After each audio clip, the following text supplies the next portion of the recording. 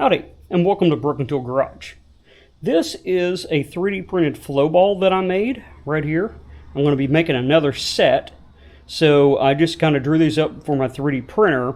And just a little background, a flow ball is used on a Flowbench. You can go in and probe different areas of the cylinder head, and there's different sizes of these things. Depends on what you need to do, right? And where you're trying to probe in there to see if there's dead spots in the air or fast spots or whatever. The other thing you can do is use these things. If you watch David Vizard, he'll show you how to use these to clearance your valves and other things on your cylinder head when you're porting them, right? Now, I 3D printed them because the steel ones are a little beyond what I'm willing to pay, and I can print these with a 3D printer, so that's why I did that. A lot cheaper. Now, I have the files up for these. Here's the new set I'm doing. It has a little slot in there for a rod, so that's how the rod fits.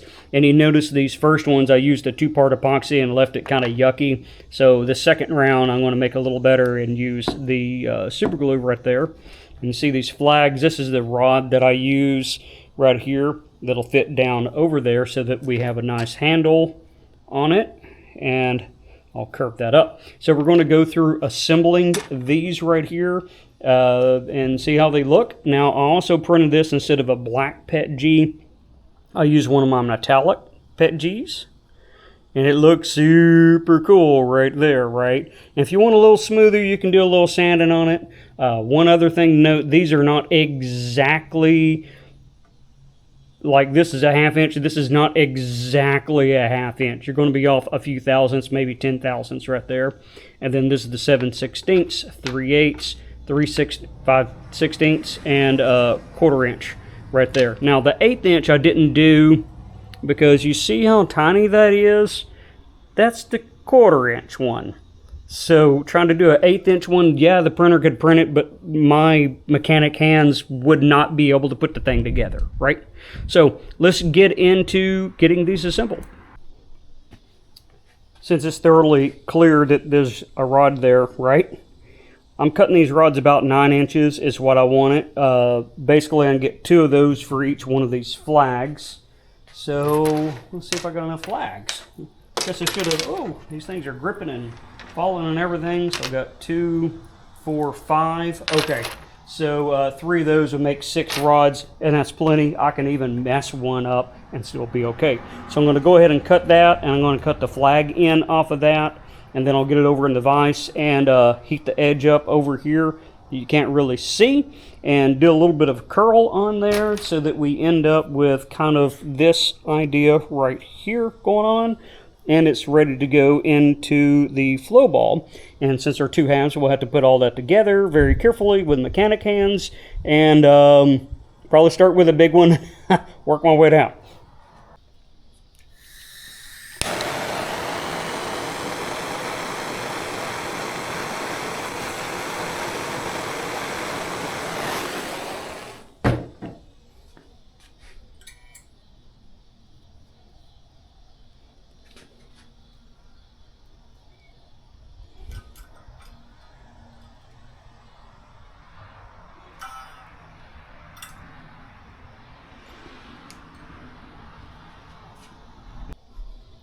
All right, that's one done right there. So basically how to do that, make sure you deburr both ends of that too, because that will definitely give you a good cut if you don't do that. Okay, I'm going to finish the rest of these and then we'll get to assembly. Okay, to assemble this with the camera in the way of me assembling it, right? So we have a rod, we have our pieces right here. The rod fits in there mostly. See, what happens when this prints, it prints hot. And as it cools down, it shrinks a little bit. And there are shrink factors and stuff that can be done on these. I haven't done that. I usually just design it out or just do a quick little mod. So what I found out is we need to go a little deeper in here because we're not setting quite flush. So I have these little files right here. You can get these at Harbor Freight. This has teeth on the edges and on one side, this side right here.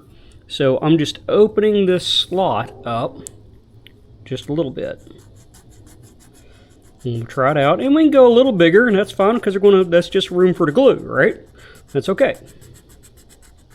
I'm doing both sides, and then I'm doing just straight down, and then side, side, straight down, side, side. Right. Down a little bit. Plop that in there. And now you know why I don't want to make the small ones, because it's hard enough doing a half. So we got a little bit, just a little bit of gap left, right?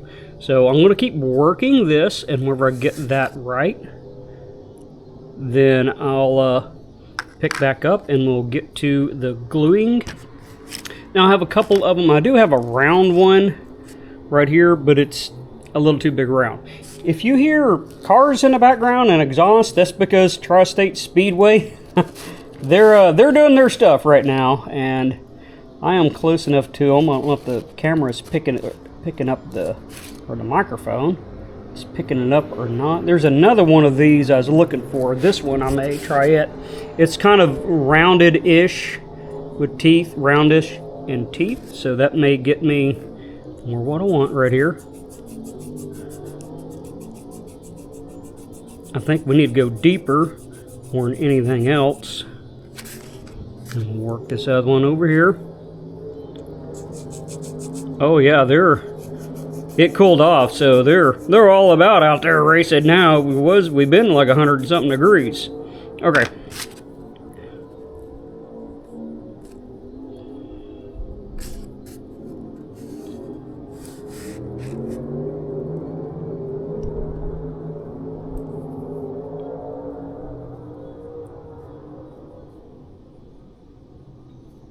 Little more.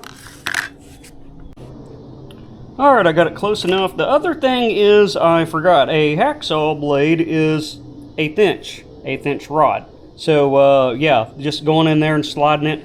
Now, how well that's going to work on these little boogers over here, I don't know. You may not want to see me working on that, so that's why we're doing the big ones. Alright, let's go ahead and get this glued together. I've never opened this up, so I don't know if we're ready to glue. Looks like we are. So I'm going to just do a dot like that. It does not take a lot because it's just going to squirt out the sides and everything.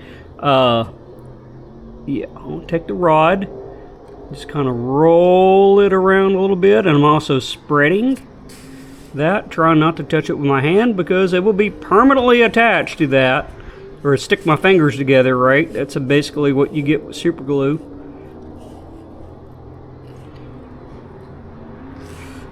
Okay, I like that. So we're just going to drop that down in there.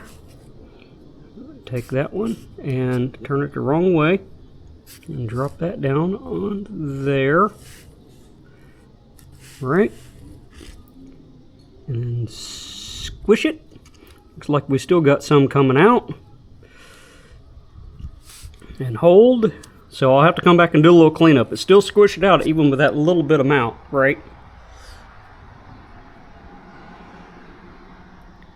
Squeeze it real tight, and we got a hair of a gap, so I probably could have went a little further.